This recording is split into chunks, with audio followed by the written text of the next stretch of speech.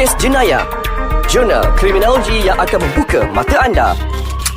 Assalamualaikum, hai Jana Ali Fiji dan juga Dr. Rahim Kamaluddin terus bersama dengan anda, terus menemani anda di Ais Kacang dalam Kes Jenayah. Assalamualaikum Doktor, apa khabar? Waalaikumsalam Cik Jana, saya sihat. Cik Jana sihat? Sihat, Alhamdulillah. Minggu depan kita nak sambut apa? Excited ni nak sambut bulan Ramadan ni kan. Jadi Doktor, sempena kita nak sambut bulan Ramadan ni, tentulah kita nak bercakap mengenai kes-kes jenayah yang mungkin orang kata berpotensi untuk berlaku dalam bulan Ramadan. Orang kata bulan Ramadan ni setan ni semua kena ikat, tak ada berlaku jenayah. Tapi itulah kan, jenayah tak pernah ya betul kan, Cik Jana. jenayah tak pernah tidur, orang kata. So minggu ni kita nak bincang pasal apa, Cik Jana? Kita nak bincang mengenai topik iaitu pecah rumah ataupun samun yang berlaku dalam bulan Ramadan. Orang kata bulan Ramadan ni memanglah semua orang busy dengan amal ibadah, tapi ada juga orang lain yang busy nak buat duit raya. Ya, mereka mengambil peluang kan? Yes, membuat duit raya dengan cara yang sangat-sangat tak betul, melakukan jenayah pecah rumah ataupun samun, Doktor. Jadi Doktor mungkin boleh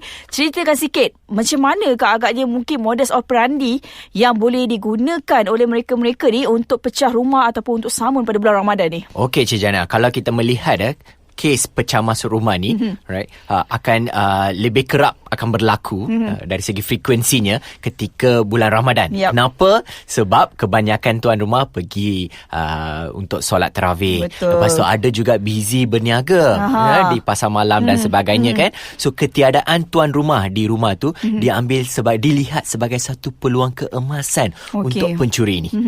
So waktu itulah mereka akan masuk rumah, dan tahu tak siapa yang akan masuk? Siapa? Selalunya orang yang tahu selok-belok dan orang yang tahu, yang familiar dengan tempat itu. Okey Doktor, macam mana pula kalau kawasan kejiranan tu, kawasan perumahan tu jenis yang ada security guard tapi masih boleh berlaku pecah rumah? Adakah security guard tu tak boleh dipercayai atau macam mana?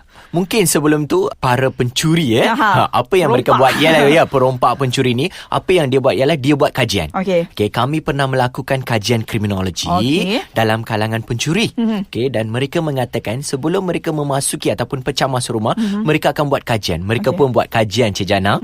Bagus diorang ni, rajin. So dia kata sekurang-kurangnya mereka akan mengambil masa selama 3 hari untuk mengetahui situasi di sana, ada security guard ataupun tidak. Security guard ni dia keluar pukul berapa, dia tidur pukul berapa dan sebagainya. So dia akan study pattern itu, dan barulah dia akan masuk, dia akan pecah masuk rumah itu. Doktor, macam mana boleh timbulnya sifat berani mereka-mereka yang merompak, yang mencuri ni masuk, orang kata bukan dengan tangan kosong, dengan senjata, dengan parang dan juga bermacam-macam lah senjata-senjata tajam, sebagai orang kata untuk defend diri mereka seandainya rumah tu berpenghuni. Mungkin Doktor boleh terangkan. Ya betul.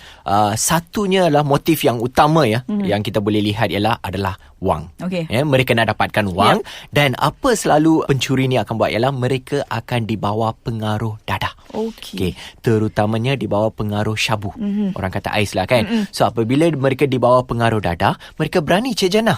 Itu yang mereka sanggup tetak mangsa tuan rumah dan sebagainya, sanggup membawa parang. Ada juga mereka yang membawa pistol, pisau dan sebagainya. Dan ada juga pencuri yang tak bawa apa-apa, tapi mereka akan mengambil pisau di rumah itu. Menjadikan barang-barang senjata, peralatan masak contohnya yang berada dekat dalam rumah tu sebagai senjata untuk mereka mempertahankan diri, kononnya lah kan. Ya betul. Dan Doktor, orang bercakap bulan Ramadan ni ialah selalunya bulan yang penuh berkat kan, bulan untuk membuat kebaikan.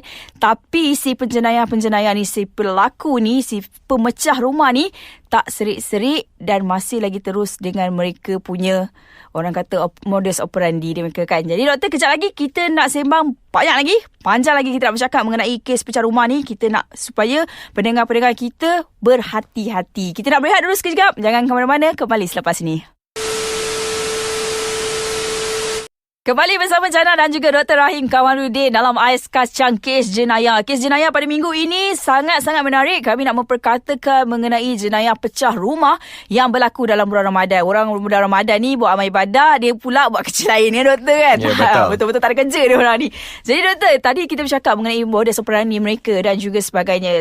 kita ni kadang-kadang manusia biasa, kita selalu terikut-ikut dengan mitos. Contohnya kalau rumah nak kena pecah ni, rumah yang gate biasa-biasa, yang pakai lock murah-murah. Tapi hari ini, zaman sekarang ni, kita tengok contoh terbaik adalah rumah menteri pun boleh kena pecah. Rumah yang orang kata security dia cukup ketat, alam yang ada semua pun boleh juga kena pecah masuk. Mungkin doktor boleh kongsikan? Okey, apa yang kita anggap pencuri ni ialah mereka adalah orang bodoh.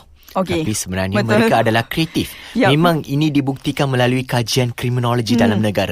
Apabila kami meneroka tahap kreatif mereka, memang mereka kreatif dan mereka mempunyai bakat-bakat tersendiri. Bakat yang digunakan untuk cara yang salah lah. Yep. Okay? Sebab mereka boleh membuka mangga Solex, Yep. okay, dengan hanya menggunakan chopstick. Doktor, ini pengaruh daripada filem kan macam mana, Doktor? Sebab apabila mereka berkawan dengan geng-geng mereka yang juga pencuri, apa topik yang dibincangkan adalah sudah semestinya cara untuk pecah masuk dan sebagainya. So mereka akan kongsikan tips-tips. Mereka juga akan kongsikan tips-tips ya, Cik Jana. So mereka mempunyai kreativiti dan mereka akan menggunakan skill. Alright? Walaupun kita tahap security kita semakin tinggi, dia juga akan berfikir bagaimana untuk pecah masuk. Itu je kerja dia. Dari pagi sampai petang, itu je. Itu yang dia fikir. Macam mana nak pecah masuk rumah. So sebab tu kita kena lebih berhati-hati dalam insiden seperti ini, Cik Jana. Jadi doktor, kalau mereka mempunyai tips yang dikongsikan sesama mereka sendiri, cara nak pecah rumah, kita pun nak kongsi tips juga dengan pendengar-pendengar, cara-cara untuk mereka mengelakkan diri mereka jadi mangsa untuk pecah rumah. Tips-tips keselamatan yang mungkin doktor boleh kongsikan dengan pendengar-pendengar. Okey, ada banyak tips keselamatan yang kita boleh kongsikan lah dalam sesi kes jenayah hari ini. Okey, salah satunya ialah tolong jangan simpan kunci di celah pasu bunga. Di peti pos dan dekat kasut, dalam kasut. Dalam kapet kat bawah dalam rumah. Dalam kapet dan sebagainya. Right? Kita menganggap pencuri tidak akan tahu tempat-tempat ini, tapi pencuri tahu ya. Ini yang dikatakan sebagai hotspot. Hotspot ya. Dan satu lagi, apa yang kita kena buat ialah kita kena sentiasa kunci bilik kita, rumah kita sebelum kita keluar. Betul. Walaupun kita nak pergi kedai depan rumah kita je, kita kena kunci. Sebab walaupun 5 minit ataupun 10 minit, itu boleh dijadikan peluang oleh pencuri. Betul, betul. Apatah lagi kalau kita nak pergi solat tarawih yang memang mengambil masa kadang-kadang 1 sampai 1 jam kan. Banyak tu masa nak pecah masuk tu kan. Boleh habis semua harta ya, Cik Jana.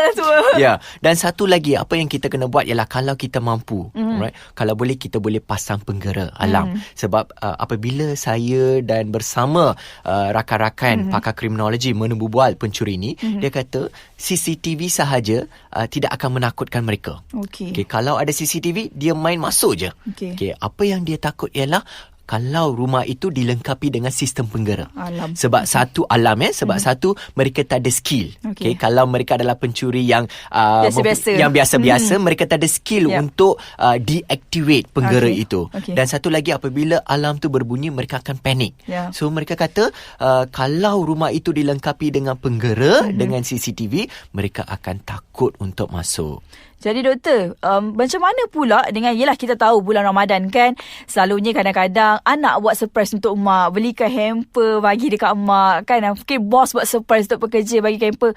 Kita menganggap orang yang kat luar rumah tu yang menghantar barang tu, mungkin mereka yang nak menghantar barang untuk Ramadan ni kan, menghantar kek dan sebagainya, tapi sebenarnya mereka adalah orang yang nak pecah rumah. Betul. Sindiket ni memang dah wujud dah di Malaysia. Mereka dinamakan sebagai geng hamper. Macam-macam geng ya, Cik Jana. Geng hamper ni apa dia buat? Dia akan target rumah di mana dihuni oleh orang tua.